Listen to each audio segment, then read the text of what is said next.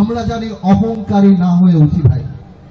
এই দোয়াটাই আল্লাহর কাছে করবেন যে আমরা জানি বড় নেতা হওয়ার চেয়ে ভালো মানুষ হয়ে, যে 17 বছর পরেও আমার বাবার এই গণ অনুষ্ঠানে আপনারা কষ্ট করে উপস্থিত হয়েছেন, এই জন্য আপনাদেরকে আন্তরিকভাবে ধন্যবাদ। আজকে বাবার এই গণ মাহফিলে আমি তেমন কিছু বলবো না, আমি অল্প কিছু কথা বলি। আমার পিতা মরহুম নাজির রহমান মঞ্জু সাহেবকে অবশ্যই সবচেয়ে কাছ থেকে দেখার সৌভাগ্য আমার হয়েছে, যেটা আমি আমার জীবনের অনেক পরবর্তী সময় উপলব্ধি করেছি যে আল্লাহ তাআলা পৃথিবীতে মানুষকে পাঠায়, তাকে ধন দেয়, সম্পত্তি দেয়, কাউকে সম্মান দেয়, কাউকে নাম দেয়, যশ দেয়, কিন্তু এর সব কিছুরই একটা কারণ হলো জনগণের জন্য নিবেদিত প্রাণভাবে সেটাকে ব্যবহার করে কাজ করা।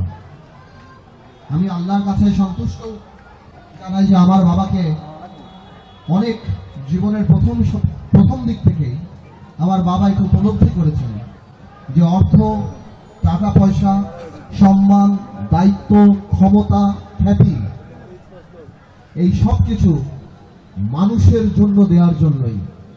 আমার নবী করিম সাল্লাল্লাহু আলাইহি ওয়াসাল্লাম থেকে আরম্ভ করে আল্লাহর যত বড় বড় বান্দাই পৃথিবীতে আসছেন, তারা সবাই কিন্তু মানুষের জন্যই কাজ করে গেছেন। এবং সেই সময় যারা এস্টাবলিশমেন্ট ছিল, যে অন্যায় ছিল, তাদের বিরুদ্ধেই শক্তভাবে দাঁড়িয়েছিলেন। আজকে দেখেন আমার বাবার এই সুনাম, আমার বাবার ভোলার মানুষের পাশে দাঁড়ানো, শুধু ভোলা না, আমার বাবা যেখানে গিয়েছে মানুষের জয় করেছে, মন জয় করে। এখন যার সাথে দেখা হয় বাংলাদেশের বাবার কথা বললে বলে যে এই সিংহের মতো মানুষ, এত বড় হৃদয়, এত বড় মানুষ। আমার মনে হয় আজকে আমরা যে ভালো আছি, আজকে যে আমরা এখানে সমবেত হতে পেরেছি, এত সারা বাংলাদেশের মানুষ আমাদেরকে মহব্বত করে, ভালোবাসে, বাবাকে সম্মান করে, এটা মনে হয় আমার বাবার সদকায় দাঁড়িয়েই। আরেকটা বড় ব্যাপার, বাবার কোনো অহংকার ছিল না।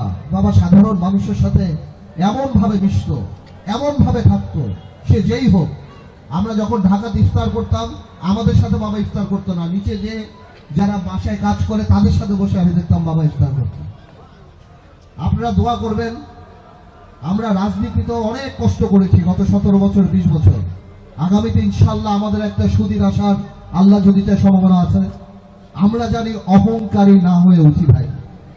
এই দোয়াটাই আল্লাহর কাছে করবেন যে আমরা জানি বড় নেতা হওয়ার চেয়ে ভালো মানুষ হয়ে এই পৃথিবী থেকে যেতে পারি। ঠিক যেমন আমার বাবা সহ আরো অন্যান্য যারা ছিলেন, যাদের মৃত্যুতে মানুষের হৃদয় এখনো ছুঁয়ে যায়, এখনো তাদের কথা চিন্তা করলে চোখ দিয়ে পানি চলে আসে। আমি আর সময় নিব না, আপনাদের অনেক ধন্যবাদ। আপনারা দোয়া করবেন আল্লাহ জানি আমার বাবাকে বেহেশত নসিব করেন, এবং আপনি দোয়া করবেন আমরা জানি আমার বাবার নাম আরো উপরে উঠাতে পারি ইনশাআল্লাহ। আমার বাবাকে জানি জীবনে ইনশাআল্লাহ সেই কাল কিয়ামতের দিন যদি আমার বাবার সাথে দেখা হওয়ার কোনো সুযোগ থাকে, তাহলে বলতে পারি যে ওনার নামকে আমরা ধরে রেখেছি এবং ইনশাআল্লাহ আরো উপরে উঠানোর ব্যবস্থা করছি।